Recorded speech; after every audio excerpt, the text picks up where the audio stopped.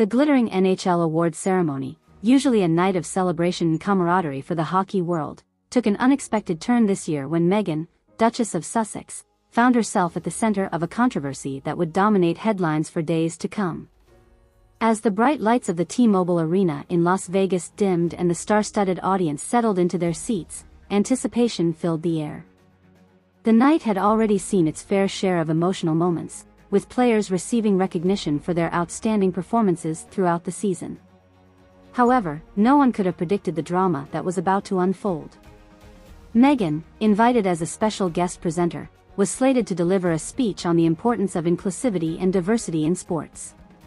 Her presence at the event had been met with mixed reactions from the hockey community, with some praising the NHL for branching out and others questioning the relevance of her appearance at a hockey awards ceremony.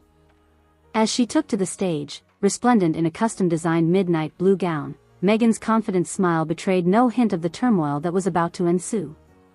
The initial applause was polite, if not overwhelmingly enthusiastic, as she began her carefully prepared address. "Good evening, everyone," Meghan began, her voice clear and steady. "It's an honor to be here tonight among so many talented athletes and dedicated fans of this incredible sport." For the first few minutes, all seemed well. Meghan spoke eloquently about the power of sports to unite people from all walks of life and the need for greater representation in hockey. However, as she delved deeper into her speech, touching on more controversial topics related to social justice and equality, a palpable shift in the atmosphere became evident. It started with a few restless murmurs from the audience. Then, almost imperceptibly at first, people began to rise from their seats and make their way towards the exits. What began as a trickle soon became a steady stream of departing guests. Meghan, consummate professional that she is, attempted to soldier on, but the distraction of the mass exodus was impossible to ignore. Her voice faltered slightly as she watched, with growing disbelief and anger, as the once-packed hall gradually emptied before her eyes. By the time she reached the conclusion of her speech, the scene before her was a far cry from the packed auditorium she had faced at the beginning. Rows of empty seats stared back at her, with only a smattering of attendees remaining, mostly those too polite or too shocked to leave. As Meghan uttered her final words to a nearly vacant hall, the air was thick with tension and embarrassment. The customary applause at the end of a speech was painfully sparse, echoing hollowly in the cavernous space. Backstage, chaos erupted. Meghan, visibly shaken and furious, demanded answers from the event organizers. "What just happened?" she reportedly asked, her voice trembling with a mixture of anger and humiliation. Was this some kind of sick joke? NHL officials scrambled to control the situation, but the damage was already done. Video clips of the mass walkout were already circulating on social media, accompanied by a flood of comments ranging from sympathy for Meghan to harsh criticism of her speech and presence at the event. In the days that followed, the incident became a lightning rod for debate and controversy. Some defended Meghan, arguing that the walkout was a display of disrespect and possibly rooted in prejudice. Others contended that her speech was inappropriate for the venue and that attendees had every right to leave if they felt uncomfortable. The NHL found itself in the unenviable position of trying to appease all sides. In a hastily released statement, the league expressed regret for the unfortunate incident and reaffirmed its commitment to inclusivity. However, the statement stopped short of condemning the actions of those who left, leaving many unsatisfied. Meghan herself remained uncharacteristically silent in the immediate aftermath, but sources close to her reported that she was devastated and angry about the incident. The usually media-savvy Duchess was said to be weighing her options carefully before making any public statement. As the controversy raged on, deeper questions began to emerge.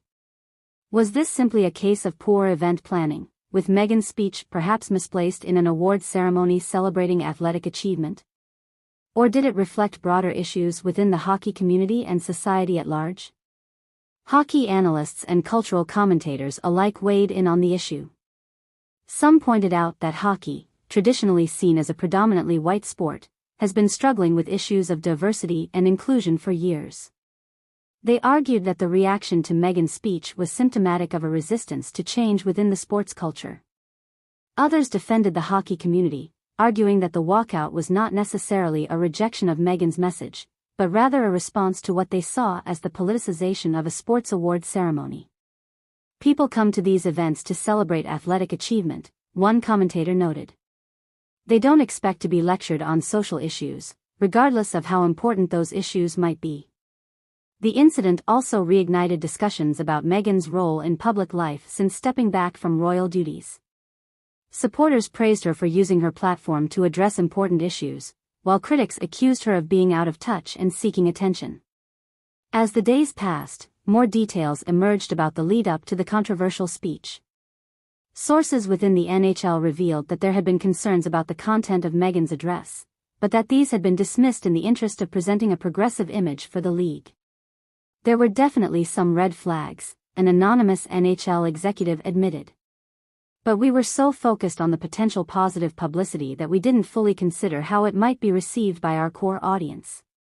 This revelation led to further criticism of the NHL's leadership, with many questioning the decision-making process that led to the debacle.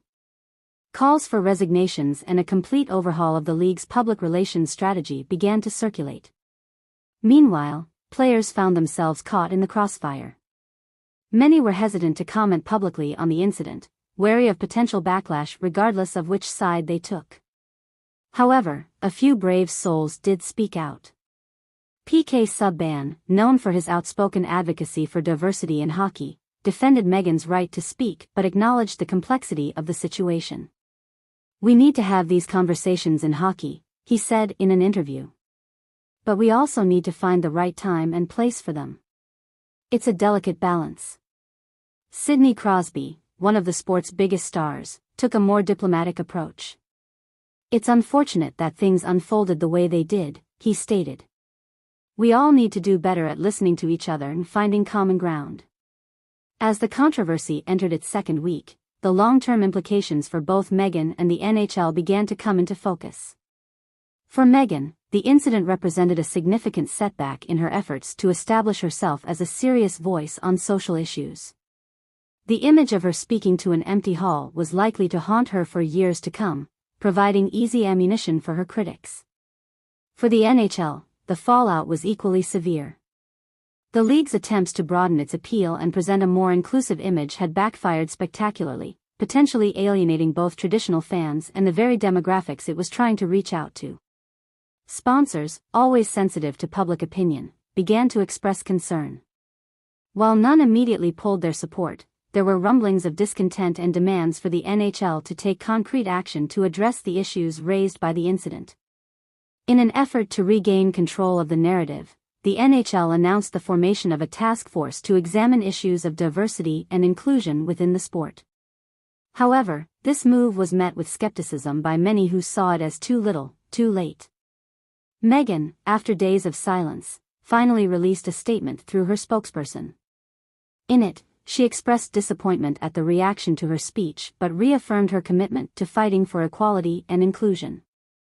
"While I am saddened by the events that transpired," the statement read, "I remain dedicated to using my voice to advocate for positive change, both in sports and in society at large." The statement did little to quell the controversy, with both supporters and critics finding ammunition in her words. The debate raged on across social media platforms, talk shows, and sports bars across North America. As the dust began to settle, broader questions about the role of sports in society came to the forefront. Should sports remain an apolitical space, focused solely on athletic achievement? Or do sports figures and organizations have a responsibility to address social issues, given their enormous platforms and influence? These questions had no easy answers, and it became clear that the NHL awards incident was merely a symptom of larger, more complex issues that society as a whole is grappling with. In the end, the 2024 NHL awards will be remembered not for the achievements celebrated that night, but for the controversy that overshadowed them.